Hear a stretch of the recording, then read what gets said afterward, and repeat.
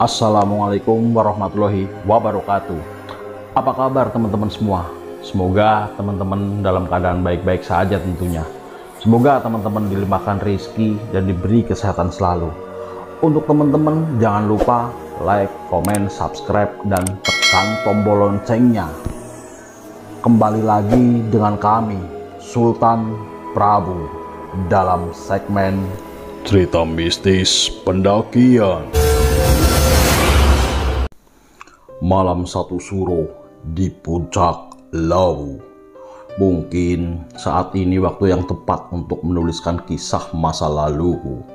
Entah mengapa, dalam hati rasanya pilu. Tanpa sebab ingatan yang lalu mencuap di kepalaku. Hati yang telah sembuh menetes haru mengingat dirimu. Tepat setahun sepeninggalan Arif sahabatku. Saat itu aku dan kawan segeng sudah kembali seperti sedia kala. Walaupun rasa rindu akan hadirnya sahabat yang telah pergi duluan tidak memutus semangat kami melanjutkan mimpi. Remaja normal sepertiku masih belajar soal cinta. Aku lewati hari dengan biasa dan belajar memahami pelajaran hidup yang semestinya. Walau kami sudah jarang membolos sekolah, namun kami masih setongkrongan saat jam pulang sekolah. Tujuannya pasti sudah bisa ditebak. Ya, SMEA. Entah singkatannya apa, aku lupa. Namun yang jelas di sekolah itu muridnya cewek semua. Bro, setahunnya Korip pergi, kodok mengawali obrolan kami. Iya, rasanya rindu saat kita join rokok di tempat PS, sahut Belentung. Bener, semoga dia tenang di sana bro, jawabku. Lawu selalu kurindu, jawab Belentung. Iya, kamu jemput cewekmu ya Riz? Tanya kodok. Iya tuh, sekarang punya cewek jadi kesini, jemputlah, jawab kodok. Hehehe, iya bro, jawabku. Kalau ada, kenalin satu dong ke temen cewekmu, sahut Belentung. Lah, bukannya kamu sudah punya, jawabku. Mau nambah, tambah kodok. Enggak, aku diputusin kok, jawab Belentung. Ya, nanti coba dah aku ngomong, jawabku. Tak lama wanitaku keluar dari sekolahan. Jam pulang kami sedikit berbeda, karena lebih dulu jam pulang di sekolahku. Tak lama, dia datang menghampiri dan seperti biasa, aku menjemputnya. Kami sedikit berbincang, setelah itu kami berpamitan pada kodok dan Belentung untuk pulang duluan.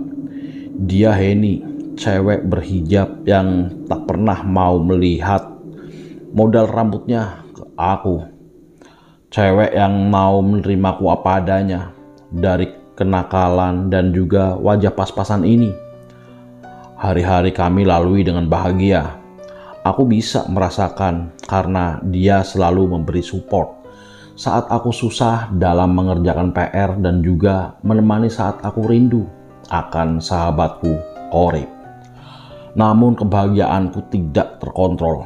Aku kebablasan menikmati masa muda yang berkecukupan. Berawal berteman dengan kakak kelas yang jauh di atasku. Aku diajak berbisnis usaha jual beli HP second. Tak kupahami saat itu bila apa yang kulakukan melanggar hukum. Hasil laba penjualan yang besar menyilaukan mataku. Aku pakai untuk mencoba minuman keras dan masuk dunia hitam. Heni yang saat itu aku bohongi hanya menelpon, menanyakan posisi dan apa yang aku lakukan. Aku selalu berbohong dan berbohong kepadanya. Karena aku tahu, bila aku jujur pasti dia marah dan melarangku. Minuman keras sudah menjadi hidangan biasa. Lalu temanku itu memberiku satu obat, katanya agar bisa enjoy dan fit. Ya, namanya masih remaja. Coba-coba aku lakukan. Pertamanya gratis, dan benar saja, nge-fly seperti terbang di awan. Hari-hariku lalui seperti biasa. Sekolah, pulang, ketemu temen, ya bayar HP, COD kalau zaman sekarang. lalu dapat laba. Namun, uang laba yang besar aku gunakan untuk berpesta pora. Ketagihan tubuhku dibuatnya. Obat yang awalnya gratis, lama-kelamaan disuruh membayar. Untuk melampiaskan rasa yang tak terhingga enaknya, pikiranku jadi bodoh dibuatnya. Aku beli HP darinya, dapat laba, dan aku gunakan membeli obat darinya. Kesadaran yang lama baru ku mengerti. Singkat cerita, kebohonganku selama ini lambat laun diketahui Henny. Dari dalam saku yang lupa aku buang bungkus bekas obat. Dia sahut. "Ini apa?" tanya Henny. "Bukan apa-apa," jawabku. "Kamu sakit, Yang?" tanyanya lagi. "Enggak kok," jawabku singkat. Mungkin saat itu dia searching di Google dengan HP Xiaomi-nya. Dan saat itu obat apa? Kemarahannya benar-benar memuncak. Dia minta aku menepi di saat bendungan untuk berbicara. "Kamu pakai? Kamu jangkis? Sejak kapan?" tanya Henny. Gagu aku dibuatnya. Jawab, "Ini obat untuk orang gila. Kenapa kamu minum?" dengan membentak. "Maaf, 3 bulan ini," jawabku. "Uang dari mana beli ini Yang?" "Kamu nyuri. Uang saku dari bapak kamu gak cukup untuk beli ini," jawabnya. Lalu aku ceritakan selama ini yang aku sembunyikan, dan dia menjawab, "Astagfirullahaladzim, kamu tidak sadar apa? Memang pura-pura bodoh. Kamu jadi penadah. Tahu HP yang dibawa itu curian, kenapa kamu jual? Terus kamu belikan obat ke dia. Aku gak habis pikir gimana cara pikiranmu Yang?" jawabnya dengan keras. Aku hanya terdiam dan mencoba mencerna ucapan Henny barusan. Namun candu dari obat ini membuatku seperti ketagihan. Aku ceritakan semua ke dia. Lantas dia memberi aku 2 pilihan antara dia atau obat. Syaratnya bila aku memilih Henny, aku harus bisa melawan candu ke obat itu. Namun bila aku memilih obat itu, aku harus merelakan Henny pergi dari hidupku. Susah memang. Pilihan yang memberatkan. Namun apa harus buat? Aku harus memilih satu dari yang Henny kasih. "Baiklah, aku pilih kamu Yang. Tapi kamu bantu aku untuk sembuh," jawabku. "Benar?" tanyanya meyakinkan. "Iya," jawabku. Dan saat itu dia memberi tauku cara melawan dari candu itu. Yang biasanya sehari aku minum 4 tablet. Mulai saat itu aku harus bisa cukup 2 tablet. Dan aku sanggupi. Aku pun lanjutkan perjalanan untuk mengantarkannya pulang. Tidak hanya sampai di situ, aku merasakan Henny berbeda. Lantas kembali lagi sikap nakalku mencari pacar lagi di belakangnya. Aku kenalan dengan Dewi, bila sekolahan dengan Henny. Seminggu aku jalan sama dia. Bila malam HP ku untuk SMS 2 cewekku sekaligus. Namun entah kebetulan atau memang apes, saat aku dan Dewi jajan bakso, Henny datang ke warung itu dengan ibunya. Aku mati kutu. Henny tahu aku di situ dengan Dewi. Henny tanpa mendekatiku hanya melempar senyum dari jauh. Perang dalam pikirku. Besoknya pulang sekolah aku seperti biasa menjemput Henny. Namun dia gak mau naik motorku. Dia diam tanpa menghampiri, dan saat itu juga aku minta maaf karena aku mengaku salah. Namun dengan lembut dia memaafkanku dan hanya pesan ke aku, "Gak apa-apa, kamu punya pacar lagi. Yang penting kamu sembuh." "Udah, itu aja," pintaku. Jawabnya yang sampai saat ini aku ingat. Wanita mana yang tahu cowoknya punya gandengan baru mengikhlaskan begitu saja. Dari raut wajahnya seolah dia ingin membebaskanku. Dari kata-katanya dia tulus membantuku. Dari jawaban yang aku dengar tulus dan ikhlas menerima kesalahanku. Saat itu pula aku memutuskan Dewi. Aku mengaku salah. Aku telah menyakiti orang. Namun ini konsekuensiku, belajar jujur ke orang yang aku sayangi. Setelah kejadian itu, aku fokuskan diri melepas jerat obat itu. Sedikit di persendian, kering dingin, dan nafas tersengal aku lawan. Sampai 1 tablet aku bagi 4 sesuai apa yang Henny ajarkan. 3 minggu kemudian merasakan kesakitan, sakau kata orang sekarang. Sampai waktunya tiba, aku benar-benar bisa terbebas dari obat itu. Dan aku lepas kontak dengan teman bisnisku. Hari-hari mulai aku lalui seperti sebelum memakai obat itu. Henny yang sabar dan teguh menuntunku terlepas dari jeratan. 3 bulan setelah aku terbebas dari obat, Kamis malam lewat, SMS Henny berpesan bila dia tidak bisa menemani SMS-an dengan alasan pulsanya habis serta depan rumahnya ada yang hajatan dan dia bantu-bantu hajatan itu. Lalu aku hanya jawab, baiklah, tak masalah. Jumat pagi sampai malam pun HP-ku sunyi dari suara notifikasi khas HP Simbian. Tak biasa Henny tanpa kabar. Bila tidak punya pulsa, ia biasanya pinjam HP temannya untuk SMS sekedar menanyakan kabarku. Namun Jumat itu tidak. Aku telepon tidak aktif. Pikiran positifku menerangkan mungkin dia nggak ada uang untuk beli pulsa. Yang saat itu nominalnya pulsa belum ada harga 5.000, 10.000. Semua di atas harga 25.000 dan 50.000. Setelah pulang sekolah, aku belikan dia pulsa dari pemilik konter. Katanya sudah masuk. Namun, tak seperti biasa, tidak ada kabar atau telepon menanyai siapa yang isi pulsanya. Kembali lagi pikiran positifku keluar. Kemungkinan dia sibuk karena Kamis malam dia bilang kalau depan rumahnya ada hajatan. Oke lah, tak mengapa karena saat itu masuk masa PKL. Jadi setelah Jumatan aku lanjutkan mencari tempat untuk PKL bersama teman-temanku. Kegiatan mencari tempat PKL sampai hari Sabtu dan alhamdulillah dapat juga, terus tidak jauh dari rumah.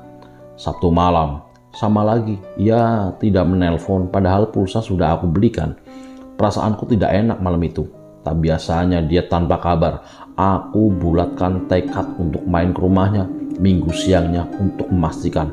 Minggu siang tiba, aku datang ke rumahnya. Belum sampai teras rumah Henny, pandangan aneh menuju kepada pohon-pohon yang ada di terasnya.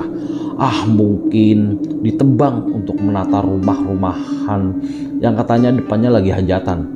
Begitu jawaban dalam pikiranku. Saat sampai dan motor aku matikan, aku ketuk rumahnya. Tok tok tok, assalamualaikum, ucapku. Waalaikumsalam, jawab suara pria dari dalam rumah. Saat pintu dibuka, ternyata bapaknya Henny. Lalu tanpa banyak bicara, beliau menyuruhku duduk di kursi yang posisinya berbeda saat aku main ke rumahnya hari lampau. Pak, Henny ada? Tanyaku. Duduklah dulu, jawab bapaknya. Saat itu aku sedikit aneh, lantaran wajah bapaknya lebam dengan mata bengkak. Belum terjawab pertanyaanku dari dalam ibunya Henny lari menghampiriku dengan menangis. Beliau memelukku dengan keras. Bu, Henny ada? Tanyaku lagi. Henny sudah pergi. Jawab ibunya Henny dengan tangis yang kencang. Dari depan bapaknya pun juga meneteskan air mata. Aku bingung, belum memahami apa yang terjadi. Lalu aku tanya lagi, pergi kemana Bu? Pak, tanya aku. Henny anakku sudah dimakamkan, Le. Henny sudah meninggal, jawab bapaknya. Aku pun belum percaya dari jawaban bapaknya dan ibunya Henny erat sekali memelukku dengan tangis yang semakin menjadi. Henny meninggal. Meninggal kenapa, Pak? Tanyaku antara percaya dan tidak. Lalu bapaknya bercerita. Bila Kamis malam Henny sakaratul maut di rumah sakit, dia jam 11 malam kumat penyakitnya. Dia mengidap kanker otak dan saat hampir tengah malam dia pingsan dan dibawa ortunya ke rumah sakit untuk mendapat perawatan. Namun nyawa Henny tidak tertolong. Hari Jumat Henny dimakamkan. Dari jawaban itu seperti aku tertipu guna beserta isinya. Jelek. Namun aku masih tidak percaya sampai-sampai aku dituntun dan diantar pakai motorku ke makam. Saat tiba di makam, Bapak Henny berkata, "Ini nak, pusarannya. Henny tertidur di sini," jawab bapaknya. Aku yang belum percaya gundukan tanah dengan taburan bunga itu Henny. Aku hanya bisa melihat tanpa suara mulutku seakan terkunci, pikiran seperti kosong, dengkul di kaki bergetar, sampai tiba waktunya air mata menetes di pipi semakin deras. Dan kaki mulai tak berdaya menahan tubuhku. Saat itu juga aku terduduk di samping makam dan menangis pecah. Seperti gunung Merapi menyemburkan lavanya, tangisku membasahi gundukan tanah makam. Tahun lalu aku menangisi Arif sahabatku. Tahun ini aku menangisi orang yang membuatku sembuh. Heniku pergi untuk selamanya. Heniku menyusul sahabatku ke surga. Aku pun dibekap bapaknya Heni. Diajaknya pulang ke rumah. Air mata yang masih menetes, dada yang sesak dan kosong, pikiranku tak bisa menalar semua yang ada. Aku hampa. Aku sakit hati. Sesampainya di rumah Heni, aku diberi air untuk menenangkan diri.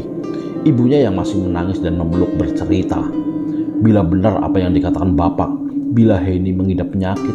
Namun Heni tidak mau kalau banyak orang yang tahu. Makanya dia memakai hijab untuk menutupi kebotakannya yang merontokkan rambutnya karena sakit. Begitu bodohnya aku. Aku gak sampai segitu melihat cewekku. Dia marah saat aku mengkonsumsi obat setan itu. Dia berusaha aku untuk hidup. Tapi ternyata dia meninggalkanku selamanya tanpa memberitahuku akan kenyataannya. Pamitan hari Kamis itu, pamitannya terakhir, meninggalkanku selamanya. Dia tak mampu, tak mau. Aku melihat sakaratul mautnya. Dia menahannya sendiri. Sepulang dari rumahnya Heni, aku bagi orang yang gila. Seperti obat yang aku minum dulu kala. Hancur hati yang aku rasa. Dia malaikat hidupku telah dipanggil Tuhan pemilik semesta alam. Heni. 3 hari berlalu. Kekosongan menemani hari-hariku. Aku bagai daun yang terlepas oleh ranting. Tersapu angin kesana kemari. Ku kendarai sepeda motor menuju pantai. Aku merasa butuh ketenangan untuk menata hati. Di pantai sebelahnya Parangtritis. Aku sandarkan motorku. Pikiranku melayang, gas motor yang kupelintir tanpa sadar tujuan, tak tahu arah, hingga lelah menyadarkan aku telah tiba di selatan kota Jogja. Ku duduk di tepian air bagai orang gila melamun. Entah nyata atau tidak, entah waras atau gila. Sampai malam aku terdiam di situ. Dalam lamunanku, kenapa Heni pergi meninggalkanku? Bila dia sudah tahu sakitnya, dia membiarkanku mati dengan obat setan itu. Namun tidak Heni bagai malaikat. Heni sayang aku dan menginginkan aku tetap hidup. Saat aku memutar pikiran dan kenangan bersamanya, harum wangi teramat sangat tercium oleh hidungku. Ombak yang jauh terasa mendekat di hadapanku. Entah mimpi atau nyata, ada wanita di hadapanku. Dengan pakaian Jawa lengkap dan wajah yang aku rasa tak ada wanita yang menandingi cantiknya selama aku hidup. Wanita ini cantik, wangi, dan lembut tutur katanya. Ia tersenyum melihatku. Yang aku ingat satu kata wanita itu berucap, "Ger, kowe duwe Gusti, mulio. Nah, kamu punya Tuhan, pulanglah." Setelah wanita itu berkata, ia meninggalkanku begitu saja tanpa menanti aku menjawabnya. Belum sembuh sesak dalam dada dan keringnya air mata di pipi, aku bergegas pergi dari tempatku mematung. Bukan ketakutan dari yang aku alami, namun tubuh ini seperti refleks mengikuti ucapan wanita tadi. Jawaban yang singkat dan padat, jawaban yang menguatkan. Aku masih punya Tuhan. Aku doakan agar Tuhan menyayanginya seperti aku menyayangi dia sewaktu bersamaku. 2 jam berlalu dari pantai. Tanpa pakai lama, aku bersimpuh menghadap kiblat. Pendosa sepertiku ngayel, merengek pada pemilik jagat. Tangisku tertuang, doaku tersirat. Ya Tuhan, walaupun aku sering lupa akan perintahmu, namun aku tahu Kau selalu ada untukku. Jaga Heni Tuhan, isi doa yang aku ingat. Seminggu berlalu dan 1 bulan telah kulalui. Hari-hari yang kurasakan sepi kembali.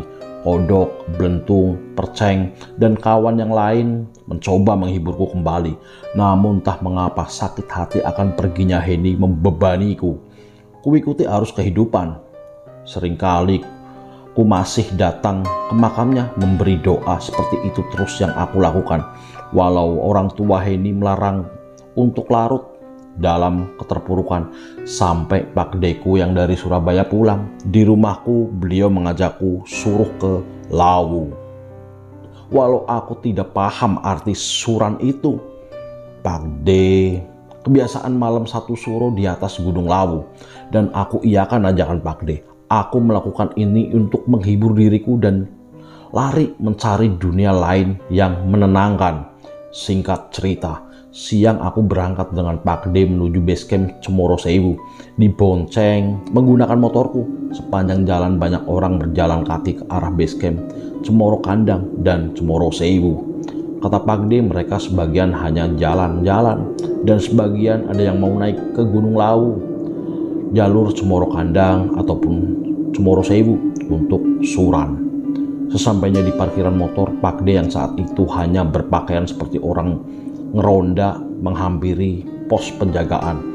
Aku mengikuti dari belakang. Ternyata beliau minta izin untuk naik atau bahasa sekarang simaksi. Alat. Dugaan awal Pak D menyewa alat pendakian gunung hanya dugaan semata. Kenyataannya, jika naik tanpa menyewa alat sedikit pun, hanya saja Pak D membeli bekal untuk kita naik, seperti cemilan dan beberapa botol air minum yang ditaruh di tas alto yang aku gendong. Karena saat itu aku mau meminjam alat kebelentung, kata dia, alatnya dipakai kakak, tinggal untuk naik gunung. Aku hanya bawa sarung, senter, celana, dan baju ganti. Riz, ngegendong ini kamu kuat nggak? Tanya Pak D. Insya Allah D, kuat. Kan dalam tas hanya sarung sama baju ganti. Ini jaket sudah aku pakai, jawabku. Ya udah, kalau kuat, kamu mau makan apa? Nanti dibungkus aja untuk makan di jalan, tanya Pak D. Aku ngikut Pak D saja. Bagaimana baiknya? Jawabku. Bahasa saya translate ke bahasa Indonesia. Aku masih terheran. Dulu aku naik sama teman-teman bawa tas besar dan peralatan camping. Namun sekarang ini hanya bawa barang sederhana. Bagaimana nanti kami di atas? Tidur di mana? Keherananku juga sama ke orang yang berjalan naik. Banyak dari mereka tidak seperti pendaki pada umumnya. Bahkan banyak yang hanya memakai pakaian seperti Pak Deku dengan menggendong tas kecil dan menenteng plastik hitam untuk bekal perjalanan. Aku awam dengan semua ini. Setelah logistik terpenuhi tepat jam 4 sore, Pak D lalu mengajakku melangkah. Sebelum berjalan, Pak D memintaku berdoa dan beliau berjongkok dan menepuk tangannya 3 kali ke tanah. Kata Pak D, ritual permisi agar kami tidak terjadi halangan sedikit pun. Setelah berdoa, aku bertanya ke Pak D, D, apa tidak sewa tenda atau sleeping bag untuk tidur? Tanyaku. Gak usah, aku tidak tidur kok, mau tirakat. Kamu saja nanti tidur di warung, jawab Pak D. Warung? Ada warungnya deh, tanyaku lagi. Ada, Bokiem di Hargo Dalem. Ya sudah, ayo jalan, jawab Pak D seraya melangkah meninggalkan pintu base camp. Iya dek, jawabku mengekor di belakang. Sambil berjalan memasuki hutan, Pak D berpesan saat jalan nanti tanpa bicara. Aku tidak tahu maksud dan tujuannya, namun aku hanya bisa mengiyakan. Pikiranku yang masih terlukis wajah Heni, aku pakai untuk berzikir. Kata Pak D, berjalan ini kita harus diam, jadi kumanfaatkan untuk berzikir dan doa. Tidak ada yang aku baca cerita saat itu. Tiap langkah hanya kesunyian dan komat kamit doa yang terucap. Aku lihat Pak D juga memegang tasbih untuk membaca doa atau zikirnya. Dari caranya menggantikan bulatan tasbih yang lama, aku yakin Pak D melafazkan doa. Jam 5 kami tiba di Sendang. Kata Pak D, kita cuci muka dan bebersih untuk memulai lanjutkan perjalanan. Langkah kami konsisten dan maghrib pun tiba di pos 2. Kami sholat dan beristirahat sebentar. Ternyata dengan tanpa bicara, langkah kami semakin enteng. Nafas tidak tersengal. Pak D mau bicara saat kita beristirahat di pos. Di pos ini juga ada mas-mas yang kayaknya petugas base camp yang lagi ngepam memantau pendaki ziarah. Banyak pendaki ziarah naik hari itu. 10 menit kami istirahat. Langkah kami lanjutkan kembali. Langkahku tetap sama, dengan zikir dan pikiran yang masih saja tentang Heni yang berputar dalam otak. Pos 3 kami lalui, beristirahat sebentar dan lanjut jalan lagi. Aku rasa perjalanan dengan Pak D tidak seberat saat dengan Kodok dan kawan-kawan.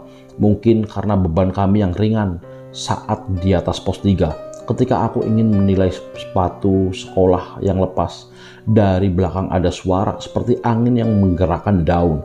Aku tengok dan astagfirullah, putih-putih melayang di atasnya. Aku pun bergegas menyusul Pak D yang menantiku 5 langkah di depanku. Tak lagi kuhiraukan gangguan, suara, tawa, bahkan sekelebat warna-warni di sampingku melangkah.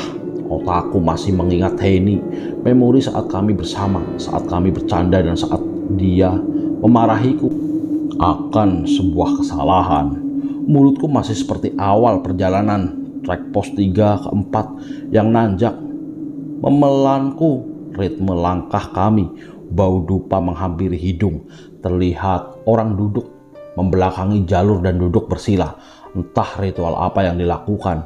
Aku hanya melirik tanpa mempedulikan. Pelan tapi pasti, kami pun tiba di pos 4. Pemandangan mulai terlihat, gemerlap lampu mewarnai perjalanan sunyiku. Satu tenggak air memberikan kesejukan dalam tenggorokan. Tepat di jam 9 malam, kami lanjutkan perjalanan menyusuri Goa Jolo Tundo yang harum bau dupa yang dibakar. Tak ku pedulikan mereka yang lagi berritual. Tujuan orang berbeda-beda. Selagi tidak mengganggu, aku cuek saja. Langkah masih sama saat tiba di pos 5. Aku berdiri dengan rokok yang menyala. Pak D mengajakku untuk lanjut berjalan. Kami terabas dinginnya Lawu dengan doa kepada pencipta sampai tiba di 9 derajat. Pak D berhenti dan mengisi botol. Antri yang banyak sampai 1 batang rokok habis pun belum keluar juga. Setelah botol terisi, aku pun disuruh cuci muka dan tangan. Kata Pak D, membersihkan diri sebelum istirahat. Dan setelah itu kami lanjut lagi menuju warung Bokyem di Hargo Dalam. Singkat cerita, kami sampai di warung Bokyem. Di dalam warung sudah ramai orang-orang yang tadi aku lihat di bawah. Tepat jam setengah 11 malam, aku duduk di dalam dengan Pak D. Udara dingin pegunungan kutepis dengan sarung. Teh dan kopi tersaji di depanku. Pak D mengobrol dengan pendaki lain dan aku hanya tidur mendengarkan beliau bercerita. Dalam lamunan, Heni seolah mengikutiku, menemaniku kemanapun aku pergi. Aku kaget saat Pak D mengajak untuk wiritan. Kata Pak D, tujuan sesungguhnya adalah wiritan yang berdoa di tahun yang baru. Semoga tahun yang baru ini kita semakin baik dari sebelumnya, kata beliau. Sekitar 100 meter dari warung kami tiba di petilasan Brawijaya. Di situ banyak yang duduk bersila, berdiam diri dengan segala doa dan maksudnya, tujuannya. Aku duduk di samping Pak D dan mulai ikut memejamkan mata seraya membaca doa-doa yang aku hafal. Entah sudah berapa ratus kali doa ini aku ucapkan. Namun, di kesunyian tempat itu, bayangan Heni berputar di otakku, menemani dan tersenyum. Aku yang dulu pemakai, dari dia aku sembuh. Aku belajar mencari arti hidup dari segala cara. Jam 12 malam terlewati, masih dengan duduk sila, berdoa dan merenungi diri dalam kesunyian.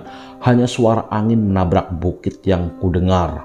Aku yang belum terbiasa duduk lama membisiki Pak D bila aku duduk di depan perokok. Sebelumnya, Pak D juga berpesan bila mau balik ke warung, balik saja. Makan apapun, minta saja, nanti dihitung dan Pak D yang membayarnya. Ya, malam itu aku disuruh tidur di warung Bokyem. Saat aku keluar pendopo itu dan duduk di bawah dekat tanjakan dengan rokokan, ada lelaki tua yang menghampiri, berpakaian dengan jubah hitam dan mengikat kepalanya dengan kain untuk menata rambutnya putih yang panjang sepundak. Beliau duduk di sampingku. Sama siapa, Mas? Tanya beliau. Sama Pak D, Pak. Lah, Bapak, jawabku. Aku sendiri, Mas, jawab singkatnya. Ini Pak, rokok. tawarku. Aku ambil satu ya mas, jawabnya. Iya pak, jawabku. Setelah mengambil rokok, bapak-bapak tua tadi mengajakku berjalan. Katanya ada banyak yang harus dijelaskan untuk memahami kehidupan. Ya, rasa dingin bila kita berdiam akan menusuk dalam tulang ketika berjalan mengikuti bapak-bapak Tafi. Beliau seperti bisa menerawangku. Katanya tak ada aura bahagia di wajahku. Kesedihan yang terpancar. Aku pun menceritakan kejadian yang aku alami belum lama ini sampai aku berhenti melangkah dan tertunduk menangis. Memang dianggap cemen, aku memang cengeng. Aku belum tegar untuk melewati ujiannya. Beliau tersayu menepuk pundakku dan berkata, "Adewe gaweane, kabeh iki gaweane. Nek awake dhewe dijelukon bali, berarti tugase adewe ning kene wis rampung. Kita ciptaannya, semua ini ciptaannya. Kalau kita dipanggil untuk kembali, berarti tugas kita sudah selesai," jawab bapak itu. Aku hanya terdiam dan beliau bercerita tentang dunia seisinya. Maaf, saya lupa. Dinginnya malam itu tidak seperti sebelum aku diajak jalan sama beliau. Hembusan angin yang memberontak tak kurasakan, hening, sunyi, dan benar-benar aku bisa merenungi diri. Beliau orang baik dan beliau berpesan yang aku ingat. Urip ning dunya sepisan, ojo gawe kuciwo marang liyan. Hidup di dunia hanya sekali, jangan buat kecewa ke sesama manusia. Pesan beliau yang aku ingat. Masih dengan mengekor beliau berjalan melewati rimbunnya hutan dan hamparan tanah luas. Tiba-tiba aku sampai di belakang warung dan bapak itu menyuruhku beristirahat tidur karena melihat aku kecapean. Aku pun merasakan letih begitu bapak itu mengucapkan dan saat itu pula aku berpamitan. Tak lupa ku cium tangan beliau karena telah mendengarkan curhatan dan menasehatiku. Kata beliau untuk selaku mengingat yang beliau katakan. Seraya meninggalkanku menuju tempat di mana Pak D berada, aku pun masuk warung dan masuk dalam sarung dan tertidur. Subuh Pak D membangunkanku, mengajaknya sholat subuh. Katanya tayamum dan jamaahan, setelah itu mengajakku naik ke puncak. Setelah sholat di warung dengan diimami Pak D dan makan minumku yang aku pesan semalam dibayar. Kami bergegas meninggalkan warung, menaiki bukit yang terjal. Sesekali aku berhenti mengambil nafas. Sebelum puncak ada batu dan juga ada yang bermeditasi di situ. Pak D berhenti seperti berdoa. Aku pun naik ke tugu dan menanti dengan terduduk melihat awan yang berubah warna. Andai semua hanya andaikan saja. Bila Heni melihat pemandangan ini pasti dia suka. Andai Arif menemani saat ini pasti kita banyak cerita. Namun semua hanya menjadi kenangan. Tak ada yang abadi. Gelap malam terganti mentari. Semua yang hidup bakal mati karena hari terus berganti. Tak terasa pilu menetes di pipi. Pertama kali di atas tingginya bumi. Dua orang terkasih telah pergi. Namun hidup harus berlanjut sampai ajal nanti. Bagus ya Riz, tanya Pak D. Iya Dek, warnanya berubah, jawabku polos. Semalam bisa tidur Riz, tanya Pak D lagi. Bisa Dek, semalam saja aku dinasehati bapak-bapak tua, jawabku. Siapa? Tanyanya lagi. Aku tak tahu Dek, gak kenalan. Beliau nasehati banyak ke aku, jawabku. Kalau baik dipakai, kalau buruk dibuang. Diseleksi sendiri. Kamu laki harus bisa menyeleksi dan menentukan, jawab Pak D. Iya, jawabku. Matahari memunculkan sinarnya, dihempas angin yang berhembus. Hewan bersayap menyambut dengan nyanyian. Dingin sisa malam kugantikan peluk matahari. Banyak pendaki yang tak mau melewatkan momen ini. Dengan mata telanjang kunikmati karya lukisan Tuhan. Puas menikmati puncak, Pak D mengajakku turun dan pulang.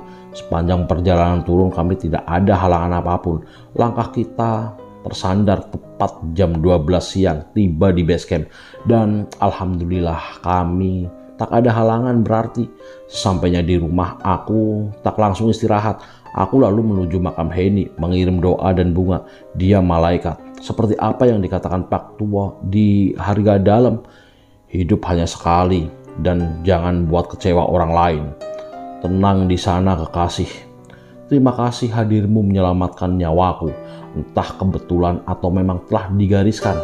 Kehadiran Henny memberi pelajaran berarti. Sekian tahun aku pendam kisah ini sampai tiba rasa ingin menuliskannya di sini. Sekarang aku sudah ada yang sepertimu, menerima semua kekuranganku sepertimu, dan selalu aku reweli agar tidak terulang kedua kalinya lagi. Dan bulan kemarin Pak Deku telah kembali ke pangkuan Tuhan. Semoga surga terindah untuk mereka yang sayangi. Bagai pohon yang mematikan dirinya untuk menumbuhkan tunas baru, melanjutkan hidupnya. Seperti itu kehidupan, tidak ada yang kekal abadi.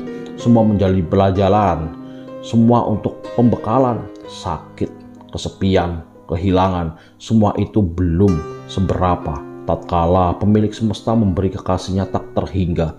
Kisahku tulis apa adanya, seingatku dan semampuku. Masa laluku jangan diikuti, masa lalu kelam menjadikan pengingat. Tak enak mencoba yang dilarang, hanya menjadi derita dan percuma di kemudian hari. 13 tahun baru saat ini aku publikasikan cerita Henny, hanya teman segengku yang tahu. Dan kisah Henny hanya segelintir orang yang tahu. Bahkan keluargaku tidak tahu. Tidak ada foto untuk dikenang, hanya lukisan wajah teramat sangat di memori dalam kepala. Semoga kau bahagia di sana kekasih. Aku turuti pintamu dulu untuk berusaha selalu melangkah di jalan yang benar. Itu kisahku pendakian kedua kalinya. Dalam pertama kali menapaki puncak Lawu di malam 1 Suro, membawa luka dan cerita. Mohon maaf bila tanpa horornya. Semoga kita senantiasa menjadi manusia yang berguna. Arif Eko Prasetyo 2007, Henny Anggraini 2008, Pak De Arta 2021.